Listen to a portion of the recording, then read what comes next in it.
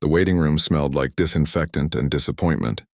Ambassador David Reed adjusted his formal diplomatic uniform for the 100th time as he watched alien delegates glide past the transparent walls of their cramped quarters. 3 days had passed since the human delegation arrived at the Galactic Council station, and still no word about their scheduled hearing. "Sir, the Vorthak representative just walked by again," whispered his aide, Thomas Park. He made that clicking sound with his mandibles. I think he was laughing. Reed pressed his lips together. The Vorthak delegation had luxurious suites on the upper levels, while humanity received what could generously be called storage closets. The beds were too short, the gravity was set wrong for human physiology, and the food dispensers only provided nutrition paste that tasted like cardboard, mixed with metal shavings. Through the observation window, Reed could see the massive gas giant Meridian spinning slowly beneath them. Its purple storms raged across a surface larger than Jupiter, while the council station orbited like a gleaming jewel in the darkness. Dozens of alien ships came and went, their sleek designs making the human diplomatic vessel look like a rust bucket in comparison. A chime echoed through their quarters. Finally, Reed thought, straightening his jacket. But instead of a summons, a holographic message flickered to life. The translation matrix took a moment to process before delivering the news in flat, mechanical English. Human delegation. Your hearing has been postponed indefinitely. Please remain in your assigned quarters. Thomas slammed his fist against the wall. Indefinitely? We've been traveling for 6 months to get here. Reed held up a hand for silence, though he felt the same frustration burning in his chest. Outside their window, he watched a sleek Quillari cruiser dock at the station's main bay. Golden banners unfurled from its hull, and within minutes a ceremonial procession was making its way through the station's corridors. That's the third delegation this week, Reed muttered. All of them got immediate hearings. The door chimed again. This time a tall figure appeared in the doorway. The alien stood nearly 8 feet tall, with pale blue skin and 4 arms. Reed recognized the species immediately, Altarian, one of the founding members of the Galactic Council. The being wore elaborate robes that seemed to shift colors in the artificial light. I am Council Administrator Veln, the alien announced, his voice carrying the authority of someone accustomed to being obeyed. I bring greetings from the Galactic Council. Reed stepped forward, offering the traditional human handshake. Veln looked at the extended hand as if it were diseased, then took a step backward. Your customs are noted, Veln said with obvious distaste. I am here to inform you that your species' application for council membership has been reviewed. Hope flickered in Reed's chest. After decades of isolation, humanity might finally join the galactic community. Trade routes would open. Technology would be shared. The future looked bright for the first time since humanity had developed faster-than-light travel. The decision is final, Veln continued. Membership denied. The words hit Reed like a physical blow. Denied on what grounds? Veln's 4 hands clasped behind his back.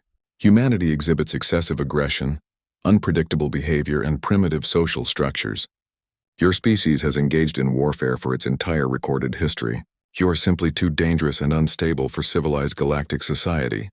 That's not fair, Thomas burst out. We've had peace on Earth for over 50 years.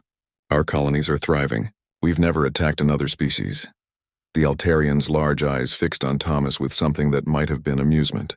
Your species weaponizes everything it encounters.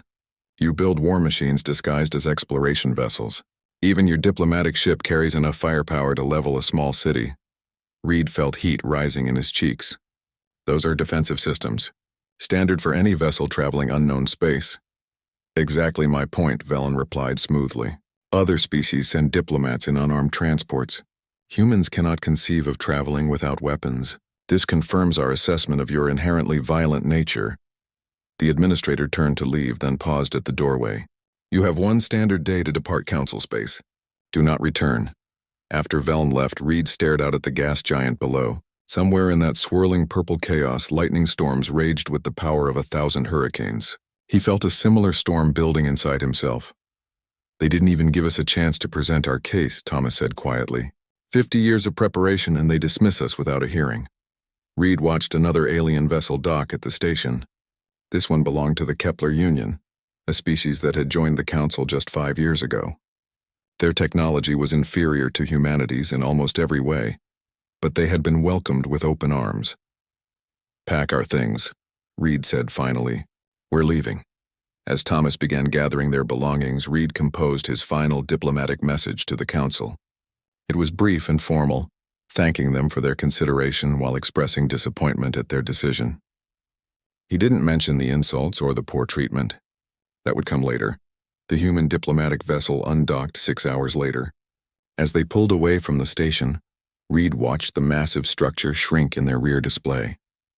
Hundreds of ships moved around it like insects around a hive, representatives of dozens of species who had found acceptance in the galactic community.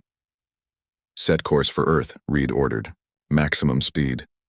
As they jumped to hyperspace, Reed began composing a very different message. This one would go directly to President Williams and the United Earth Defense Council. It would contain his honest assessment of the situation and his recommendation for humanity's next course of action.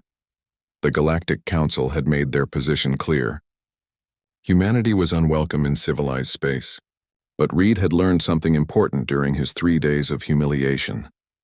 The galaxy's so-called civilized species had grown soft and complacent. They had forgotten what it meant to fight for survival. Humanity hadn't forgotten, and perhaps it was time to remind them. The news feeds across Earth buzzed with the same devastating headline. President Sarah Williams sat in the Oval Office, her hands folded tightly as she watched the holographic display floating above her desk. The Galactic Council's official broadcast played on every major network, and each replay felt like a fresh wound. "As you can see," the golden-robed Quillari Council leader Arthon was saying, his translated voice carrying obvious amusement, "the humans actually believed they belonged among civilized species. Their primitive minds cannot comprehend the complexity of galactic society." Laughter rippled through the council chamber. Species from across the galaxy found humor in humanity's rejection. Williams watched alien representatives literally rolling in their seats, some species making sounds that the translation software interpreted as mocking applause. "Their ambassador," Arthon continued, pausing for another wave of laughter, "actually attempted their bizarre ritual of grasping appendages, as if physical contact could somehow bridge the vast gap between their barbaric nature and true civilization." The display showed security footage of Ambassador Reed extending his hand to Administrator Veln. The council members found this hilarious, with several species making exaggerated mimicking gestures that sent fresh rounds of laughter through the chamber. Williams muted the broadcast and rubbed her temples. 3 months had passed since Reed's return, and the council had decided to turn humanity's rejection into entertainment. The broadcast was being transmitted to every corner of known space, ensuring that every civilized species could share in the joke of human pretensions. Defense Secretary Michael Torres entered the office without knocking, his face grim. Behind him followed Admiral Patricia Stone, the head of Earth's Deep Space Defense Force. Both carried tablets loaded with classified information. "Madam President," Torres began, "we've completed our analysis of the Council's military capabilities. You need to see this." Stone activated her tablet, projecting detailed schematics into the air. Ship designs, weapons specifications, and tactical assessments filled the holographic display. William studied the data with growing surprise. "Their warships are ceremonial," Stone explained. "Beautiful, advanced, but built for show rather than combat. Most Council species haven't fought a real war in over 300 years. They use automated patrol ships and rely on their reputation for deterrence." Torres pulled up another set of files. "Our intelligence networks have been busy since Reed's return. We've mapped their infrastructure, identified key strategic points, and analyzed their response protocols. They're completely unprepared for actual conflict." Williams leaned back in her chair. Outside the windows of the Oval Office, she could see protesters gathering on the White House lawn. Some called for military action against the Council's insults. Others demanded complete isolation from galactic affairs. All of them were angry. "What are our options?" she asked. Stone's expression turned predatory. "We have advantages they can't imagine. Human ships are built for war because we've never stopped preparing for it. Our weapon systems, our tactics, our training, everything is designed around the assumption that someone, somewhere, wants to destroy us." "While they've been playing politics for centuries," Torres added, "we've been perfecting the art of survival. Their species have forgotten what it means to fight for their existence. We never had that luxury." The president stood and walked to the window. Below, the crowd had grown larger. Signs demanding respect for humanity waved in the afternoon breeze. The American flag flew alongside the United Earth banner, symbols of a species that had learned to stand together through adversity. "Show me the footage again," William said quietly. Torres reactivated the council broadcast. This time, they watched the extended version. Arthur stood before the assembled delegates, using humanity as a cautionary tale about the dangers of primitive species with advanced technology. "Observe their so-called diplomatic vessel," Arthur was saying, highlighting images of the human ship. "Notice the weapon ports disguised as sensor arrays. See the armored hull pretending to be civilian construction. This is typical human deception. They cannot conceive of honest interaction." More laughter filled the chamber. A delegate from the Centauri Federation made a comment that sent his section into hysterics. The translation came through as, "Perhaps we should send them some children's toys instead of real technology. Something more appropriate for their developmental level." Williams felt something cold and hard crystallize in her chest. The humiliation was bad enough, but the casual dismissal of human dignity crossed a line. These beings saw her species as nothing more than violent children playing with dangerous toys. "They're broadcasting this to their colonies," Stone noted. "Every world under council protection is seeing humanity portrayed as a galactic joke. Our trading partners are starting to distance themselves. Some are refusing to honor existing contracts." Torres pulled up economic projections. "If this continues, we're looking at complete commercial isolation within 6 months. They're not just denying us membership, they're destroying our reputation across known space." The president turned from the window. Her expression had changed, becoming something harder and more focused. "What's the timeline for a demonstration of capability?" Stone straightened. 6 months for full preparation. We'd need to position assets, gather intelligence, and coordinate with colonial defense forces. But if you're asking whether we could make them take notice, we could make them take notice tomorrow," Torres finished. "But doing it right, doing it clean, that takes time." Williams nodded slowly. The decision was forming in her mind, crystal clear despite its enormous implications. No civilian casualties. Military targets only. We show them exactly what human barbarism looks like when it's focused and controlled. "Yes, Madam President," both officers replied simultaneously. As they left to begin preparations, Williams returned to the council broadcast. Arthur was concluding his presentation with what the translator called a traditional blessing. The alien wished humanity well in their primitive endeavors and expressed hope that they might evolve beyond their savage nature given enough centuries of isolation. The dear President of Earth smiled for the first time in months. It wasn't a pleasant expression. The Galactic Council wanted to see human savagery. They were about to discover the difference between barbarism and precision warfare. Humanity had spent centuries learning to fight wars while minimizing collateral damage. These aliens were about to receive a masterclass in controlled violence. Outside, the protesters continued their vigil. Soon, Williams reflected, they would have something to truly celebrate. The galaxy would learn that humanity's greatest strength wasn't their weapons or their ships. It was their ability to turn mockery into motivation and humiliation into unbreakable resolve. Deep beneath the lunar surface, construction crews worked around the clock in the hidden facility known only as Site 7. Captain Alex Turner walked through corridors that officially didn't exist, past laboratories where humanity's brightest minds developed weapons that no galactic database contained. The scent of ozone and hot metal filled the recycled air as prototype systems underwent final testing. "Status report," Turner said as he entered the primary development bay. Dr. Rebecca Adams looked up from her holographic display, her eyes bloodshot from weeks of continuous work. Around her, dozens of engineers fine-tuned systems that would soon change the balance of power in the galaxy. "The AI warfare protocols are ready for field testing," she announced. "We've programmed them to exploit something the Council species don't understand: human unpredictability. While their ships rely on standard tactical algorithms, our systems can adapt and improvise in real time." Turner nodded, studying the sleek fighter craft suspended in the bay's zero-gravity chamber. The ships looked deceptively similar to standard human designs, but every system had been rebuilt from the ground up. These weren't exploration vessels with defensive weapons, they were pure instruments of war. Range and endurance? Turner asked. 40% improvement over previous models, Adams replied. New fusion cores allow extended operations without support vessels. And the stealth systems? She smiled grimly. Council sensors are designed to track law-abiding traffic, not military vessels actively trying to hide. In the adjacent bay, Colonel James Murphy supervised combat training exercises. Elite pilots from every human colony practiced maneuvers in full-gravity simulation chambers.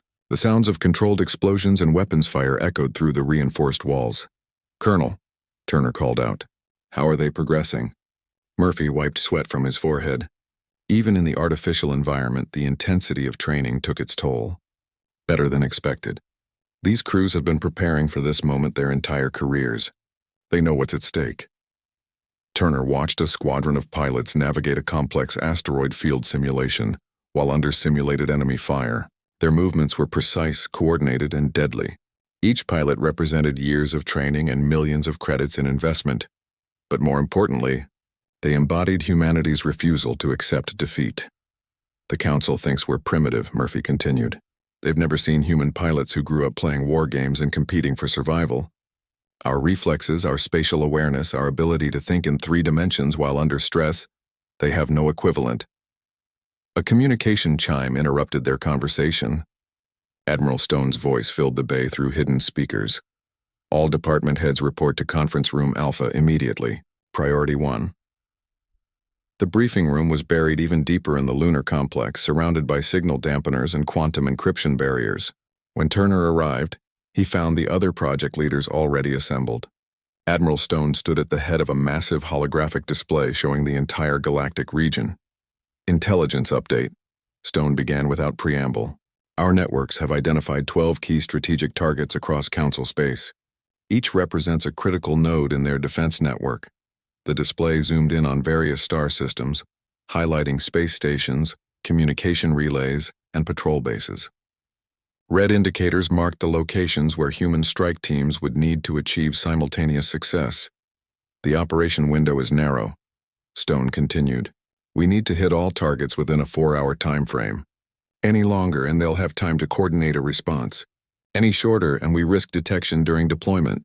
Dr. Adams raised her hand. "Admiral, our stealth systems are good, but moving 12 full battle groups without detection." "That's been solved," Stone replied, activating another display. "We're using a technique borrowed from our mining operations. Asteroid camouflage, gravitational shadows, and sensor dead zones. Each strike group will follow carefully calculated approach vectors that exploit known gaps in Council surveillance." Turner studied the tactical projections. The plan was audacious, requiring perfect timing and flawless execution across multiple star systems. Any single failure could compromise the entire operation. "Rules of engagement?" he asked. Stone's expression grew serious. "Strict adherence to military targeting protocols. No civilian casualties, no unnecessary destruction. We're demonstrating capability, not conducting a war of extermination. The objective is to force recognition, not conquest." Colonel Murphy leaned forward. "What about their response? Once they realize what's happening, they'll try to rally their forces." "Let them try," Stone replied with cold confidence. "Our analysis shows their response time is measured in days, not hours. By the time they coordinate a meaningful counterattack, we'll be holding their most important strategic positions." The Admiral activated a final display showing ship deployment schedules. Across human space, fleets were already moving into position. Colonial defense forces had quietly stripped their best crews and vessels, creating a strike force larger than anything humanity had ever assembled. "Final preparations begin now," Stone announced. "All personnel have 48 hours to complete their assignments. After that, we're committed to this course of action."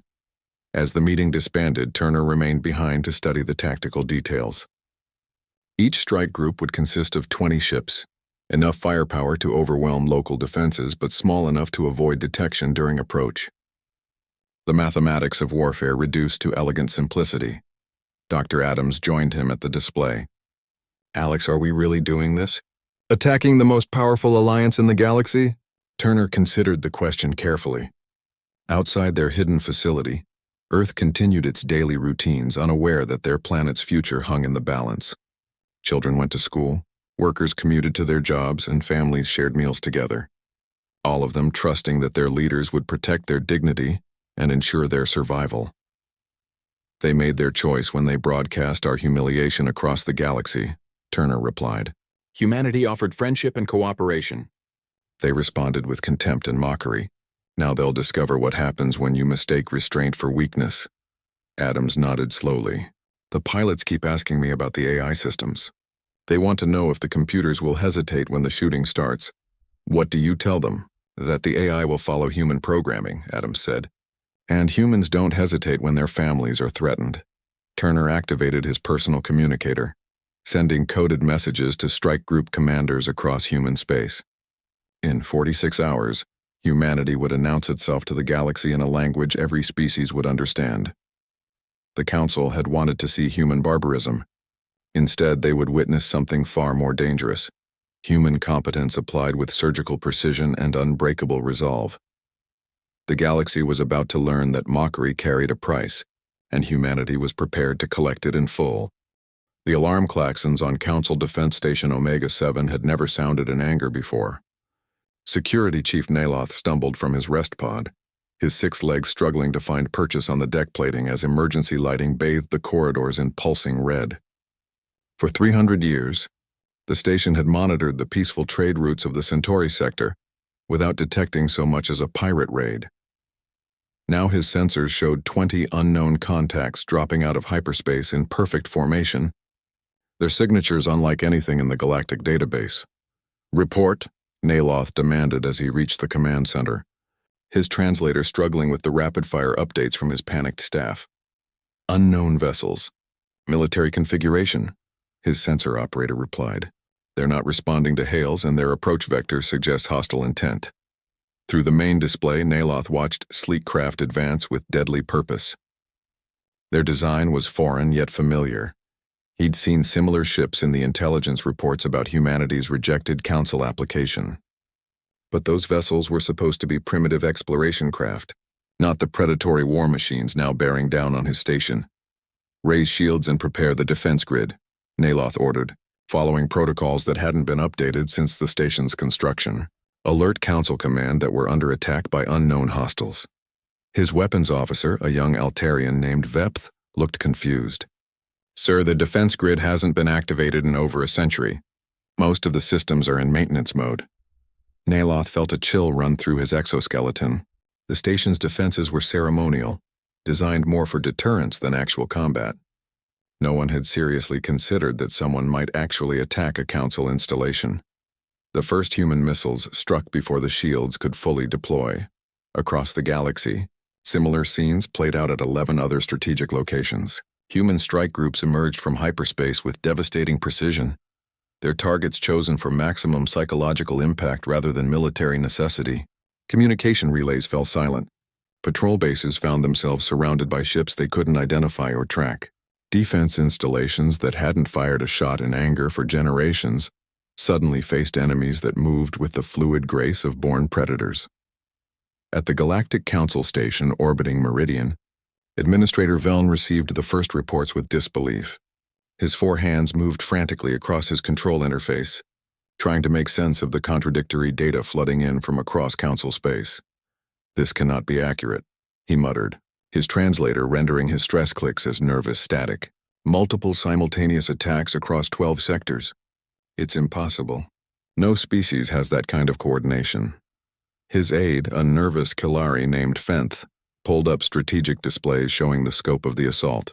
Red indicators marked positions where Council forces had gone silent. The pattern was too precise to be coincidental, too widespread to be a local uprising. Sir, Fenth said carefully, the attack patterns match human tactical doctrines from their historical military database. The timing, the target selection, the coordination, it's all consistent with their species' approach to warfare. Veln's large eyes dilated in shock. Humans? The primitives we rejected 3 months ago? That's absurd. They lack the technology for such an operation. Another wave of reports flooded in. Human forces had disabled the orbital defense grid around the Altarian homeworld, without firing a single shot at civilian targets. The ancient fortress station at Rigel Prime, symbol of Council military might, had surrendered after human Marines boarded and secured its command center in less than 20 minutes. "Get me Council Leader Arthun," Velen demanded. "This situation requires immediate attention." The main display activated, showing Arthun in the Council's emergency session chamber. Behind him, delegates from dozens of species argued in multiple languages, their voices creating a cacophony that the translation matrix couldn't process. The golden-robed Quillari leader looked older than his years, the weight of unprecedented crisis visible in his posture. "Administrator Velen," Arthun said, his usual confidence replaced by barely controlled panic. "What is the status of our defense forces?" "Minimal response capability," Velen admitted reluctantly. "Most of our patrol fleets are ceremonial escorts, not combat vessels. The few military ships we maintain are scattered across the galaxy on peacekeeping missions. It would take days to coordinate an effective counterattack." Arthun's complexion darkened. Behind him, the arguing delegates fell silent as the implications sank in. The Galactic Council, masters of the known galaxy, had been caught completely unprepared for actual warfare. "How many casualties?" Arthun asked. "None reported," Velen replied, consulting his data streams. "The human forces are targeting military installations exclusively, and they're taking prisoners rather than killing defenders. It appears to be a demonstration rather than an extermination campaign." The silence that followed was deafening. Every species in the council chamber understood the message being delivered. Humanity wasn't trying to conquer the galaxy. They were proving they could if they chose to. "Sir," Fenth interrupted, "we're receiving a transmission from the human diplomatic vessel. Ambassador Reed is requesting immediate audience." Velen looked to Arthun, who nodded slowly. The council leader's dreams of easy supremacy had crumbled in the span of 4 hours. The species they had dismissed as barbaric primitives now held the galaxy's most strategic positions, and they had achieved this victory without spilling a drop of civilian blood. "Tell them we'll receive their delegation," Arthun said quietly. "Full diplomatic protocols."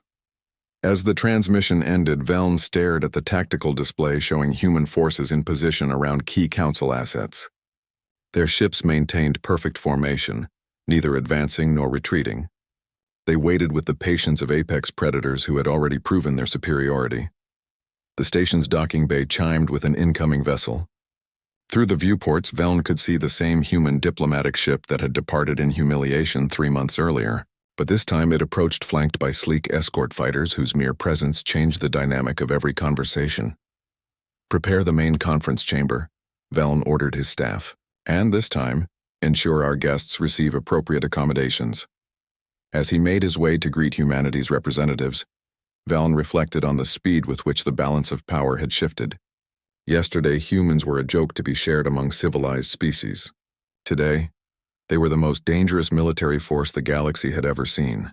The docking clamps engaged with a metallic thud that seemed to echo through the entire station.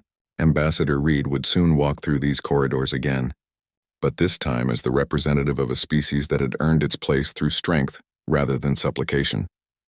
The galaxy would never underestimate humanity again. The council chamber had never felt smaller. Ambassador David Reed walked through the same corridors where he had been humiliated 3 months earlier, but everything had changed. The marble floors still gleamed, the towering ceilings still impressed, but now the alien delegates who had once mocked humanity pressed themselves against the walls as he passed. Behind Reed marched 6 human Marines in full combat armor, their presence a stark reminder of the new reality outside the station. Through the massive observation windows, council delegates could see human warships maintaining perfect formation around the station. Not threatening, not advancing, simply present with the quiet confidence of absolute superiority. "The human delegation," announced Administrator Velen, his 4 hands trembling slightly as he gestured toward the speaker's platform. The formal introduction that had been denied months ago was now delivered with desperate politeness. Reed ascended the platform and looked out over the assembled delegates.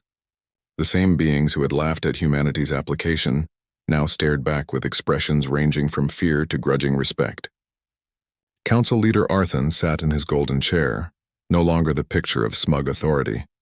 His elaborate robe seemed somehow diminished, like costume jewelry revealed under harsh light. "Honored delegates," Reed began, his voice carrying clearly through the vast chamber, "I return to address this council not as a supplicant, but as the representative of a species that has demonstrated its worthiness through actions rather than words. Murmurs rippled through the assembly. Several delegates shifted uncomfortably in their seats. The Vorthek representative who had mocked Reed in the waiting room now refused to meet his eyes. 3 months ago, you rejected humanity's application for membership, Reed continued. You cited our violent nature, our primitive social structures, our inability to participate in civilized galactic society.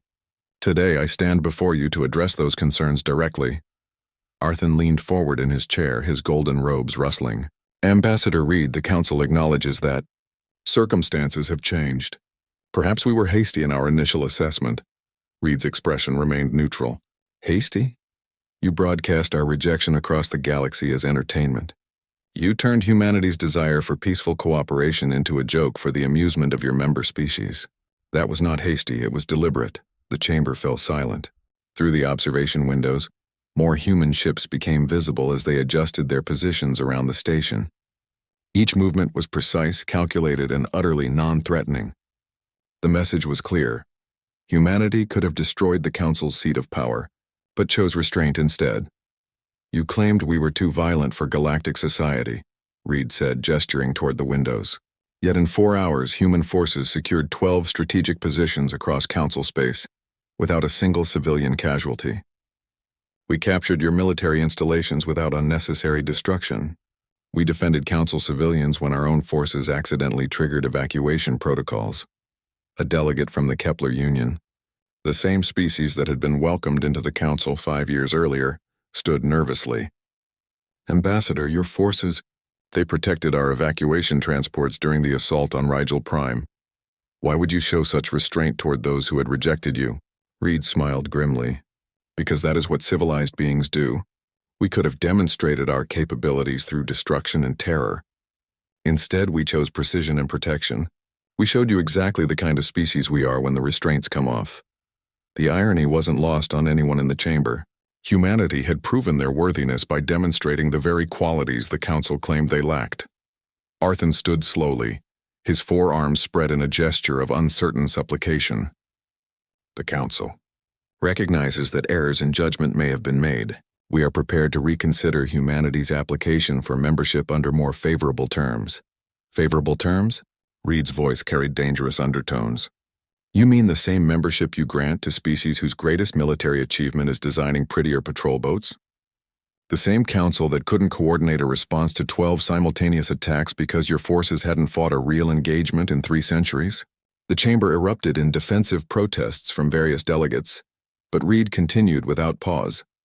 Humanity doesn't need your favorable terms. We've demonstrated that we can take whatever position in galactic affairs we choose. Your approval is no longer required for our participation in interstellar commerce, exploration, or diplomacy. Administrator Valen stood, his translator rendering his nervous clicks as anxious static. Ambassador, surely there must be some accommodation we can reach. The Council values peace and stability above all else. Reed nodded slowly. Yes, I can see how much you value peace, which is why humanity is prepared to offer the Council a choice. The chamber held its breath. Outside, human ships continued their silent vigil, neither advancing nor retreating. You can formally recognize humanity as an equal partner in galactic affairs, with all the rights and privileges that entails, full membership, equal voting power, and an end to the mockery and dismissal we've endured. And if we refuse? Arthur asked, though his tone suggested he already knew the answer. Reed's smile was cold as winter starlight. Then humanity will establish its own sphere of influence. We'll form our own alliances, set our own trade policies, and defend our own interests. The Council will discover what it means to have competition instead of comfortable supremacy. The implications crashed over the assembled delegates like a tidal wave. Humanity wouldn't need to conquer the galaxy. They could simply ignore the Council's authority and establish their own power structure. Species would choose sides based on strength and capability rather than ancient tradition. This is extortion, protested a delegate from the Centauri Federation. This is reality, Reed replied. You had the opportunity to welcome humanity as friends and partners. You chose mockery and dismissal instead. Now you face the consequences of that decision.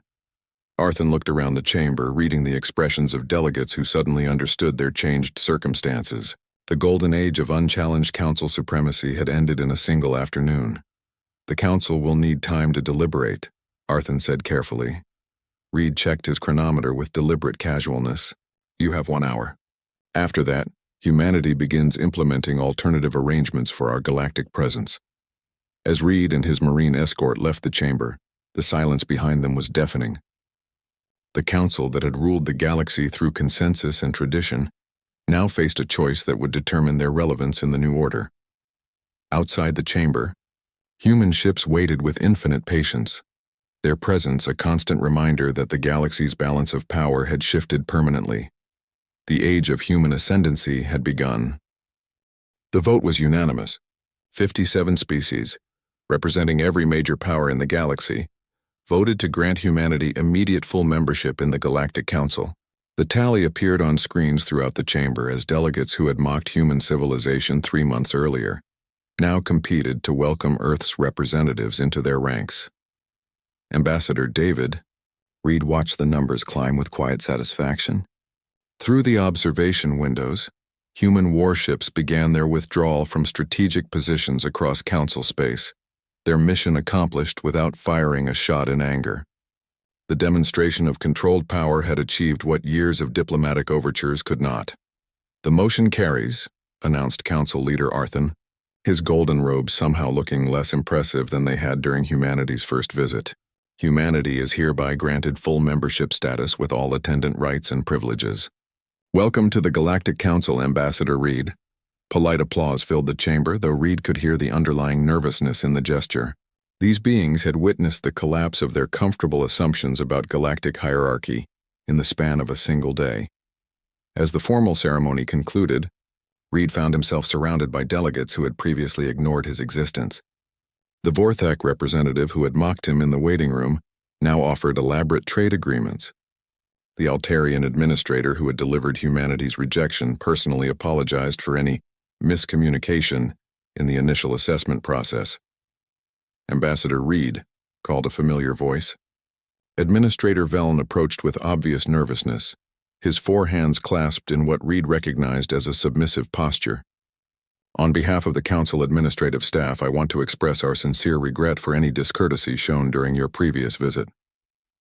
Reed nodded acknowledgement, but didn't immediately respond. The silence stretched uncomfortably until Velln began shifting his weight from one leg to another. We've prepared new quarters for your delegation, Velln continued desperately. The executive suites on the upper levels with full diplomatic amenities and priority access to all council facilities. That won't be necessary, Reed replied calmly. Humanity prefers to earn our accommodations through merit rather than fear. The words hung in the air like a challenge. Around them, other delegates paused their conversations to listen. Reed had just articulated the new reality. Humanity would not be bought off with ceremonial privileges or symbolic gestures. 3 days later, Reed stood in his temporary office aboard the human diplomatic vessel, reviewing reports from across known space. The transformation had been swift and dramatic.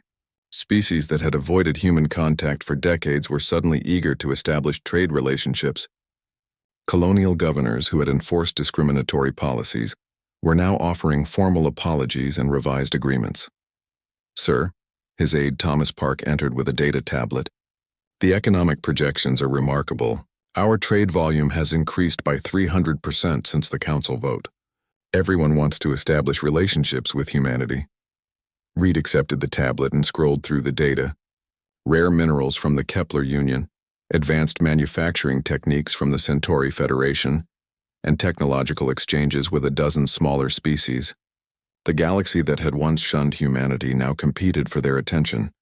What about military cooperation? Reed asked. Even more interesting, Thomas replied. 17 species have requested joint training exercises with human forces. They want to understand our tactical doctrines and combat effectiveness. Admiral Stone says she's having trouble accommodating all the requests. A communication chime indicated an incoming priority message. The holographic display activated, revealing Admiral Stone's image from her flagship in Earth orbit. Behind her, the blue marble of humanity's homeworld slowly rotated, no longer isolated from galactic affairs. Ambassador, Stone said, I've received confirmation that all human forces have returned to their home bases. The demonstration is complete and normal operations have resumed across our territory. Reed nodded with satisfaction. Casualties? None on our side, minimal among Council forces. The precision of the operation exceeded all projections. We proved our point without creating martyrs or generating lasting resentment. The Admiral paused, her expression becoming more serious. There is one development you should know about. President Williams has received formal requests from 14 species asking about defensive alliances with humanity. They're concerned about their own security in light of our demonstrated capabilities. Reed considered the implications. The galaxy's power structure had shifted so dramatically that former council members were now seeking human protection against potential threats. The irony was almost overwhelming. What's the president's position? Cautious optimism, Stone replied.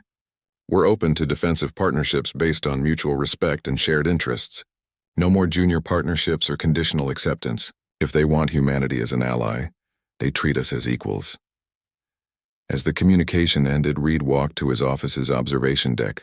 Through the transparent aluminum windows, he could see the Galactic Council station spinning slowly against the star field.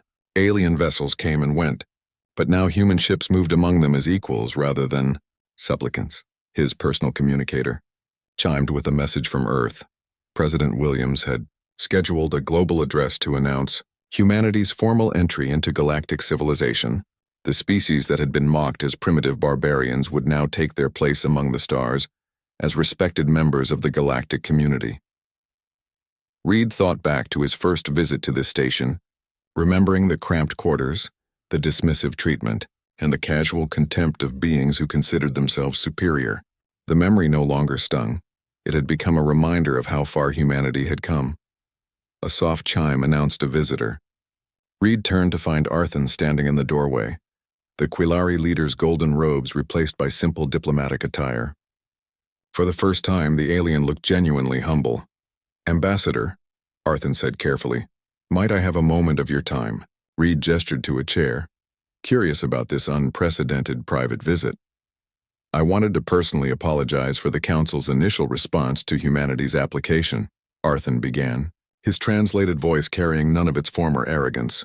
We allowed prejudice and assumption to cloud our judgment. Reed studied the alien leader thoughtfully. You broadcasted our rejection as entertainment for the entire galaxy. That went beyond poor judgment. Arthon's head lowered in what Reed recognized as shame. Yes, and in doing so, we revealed our own weakness rather than humanity's primitive nature. We had become so comfortable in our supremacy that we forgot how that supremacy was originally earned.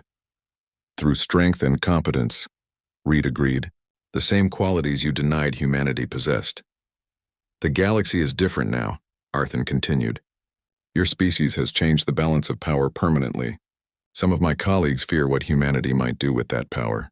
Reed smiled, but it was neither cold nor threatening. Then they don't understand us at all. Humanity never wanted to rule the galaxy, Arthon. We wanted to join it. The difference is that now we're joining as equals rather than begging for scraps of acceptance. As Arthon left, Reed returned to the observation deck. In the distance, he could see Earth's moon, where secret facilities had developed the weapons that made this victory possible. But the real victory hadn't been military.